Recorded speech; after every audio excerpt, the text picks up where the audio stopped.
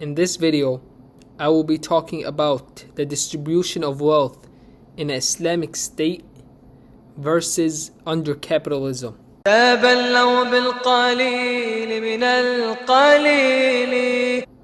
alaikum wa rahmatullahi wa barakatuh. Currently, in the world, the face of capitalism is America. America is the face of capitalism. And what do we know about the distribution of wealth in America? We know that the top 1% of the population owns more than 37% of the wealth, while the bottom 50% owns less than 3% of the wealth. To make this more clear to you, the top 0.1% of the population, which is a very, very small percent of the population, has about 5x the amount of wealth that the bottom 50% has. Why is this? This is because America / capitalism do not have any laws that protect the poor, and their system is made to make the rich richer and the poor poorer. And this huge wealth gap and injustice in wealth distribution is not something that we only see today. Rather, it is something that we see all throughout American history. For example, in the industrial days, we see people like John D. Rockefeller and people like Henry Ford have billions of dollars, while the rest of the population can barely live. On the other hand, Islam has a solution to this unjust wealth distribution. Islam has laws in place that protect the poor and make sure that the wealth is justly distributed. And you might ask yourself, what laws does Islam have that protect the poor and make sure that the wealth is distributed fairly?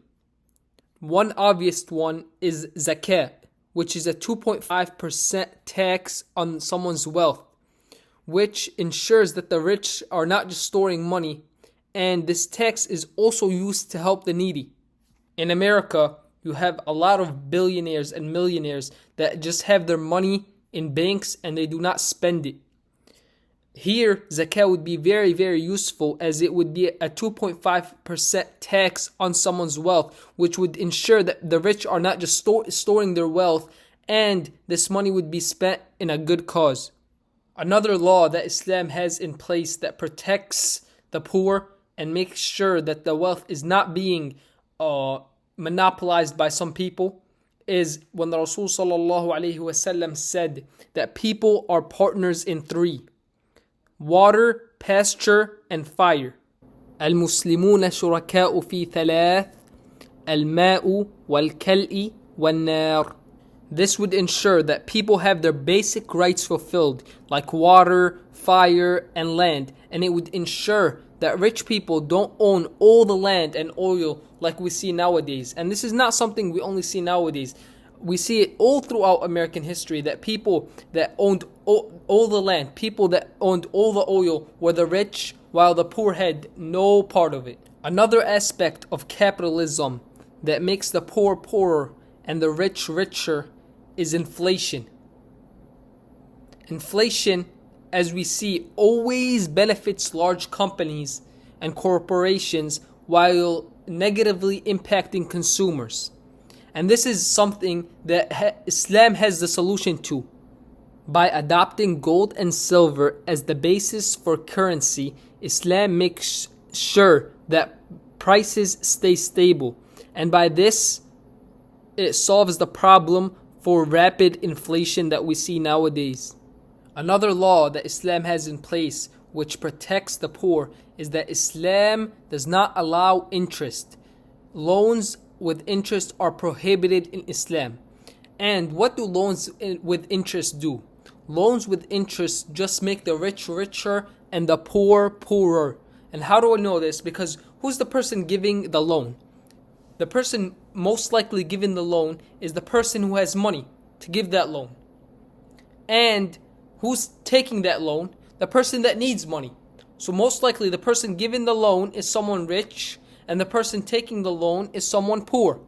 And who's benefiting from this loan? The person that's rich, because he's getting because of this interest, he's getting a larger amount of money back than he gave. And who's negatively impacted? The person who's poor, who's giving him more money than he gave him to begin with.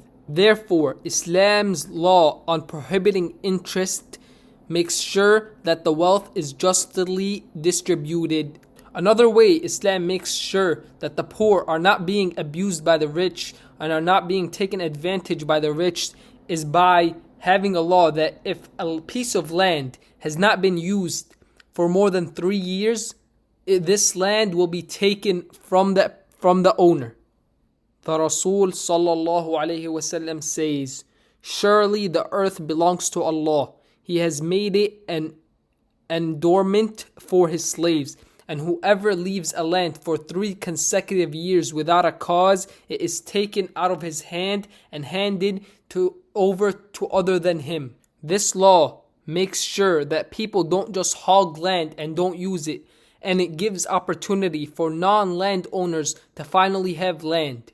Another law that Islam has in place that protects the poor and protects the consumer is that Islam prohibits large margins. What does that mean? That you cannot buy something for $10 and then sell it for hundreds of dollars, taking advantage of a consumer's need. This is something that we see in large corporations a lot under capitalism. They buy something for very, very cheap and sell it for huge profits, and they make a lot of money. And who's negatively impacted? The consumer. Islam prohibits this. All these laws and many, many other laws that Islam has in place protects the consumer, protects the poor, makes sure that the rich are not hoarding the wealth, and it solves all the problems that we see under capitalism nowadays.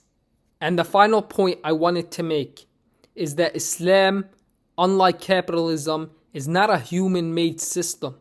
The Islamic system should be implemented because it is the system of Allah subhanahu wa ta'ala, our creator. He knows more about us than we know about ourselves. On the other hand, capitalism is a system made by human beings.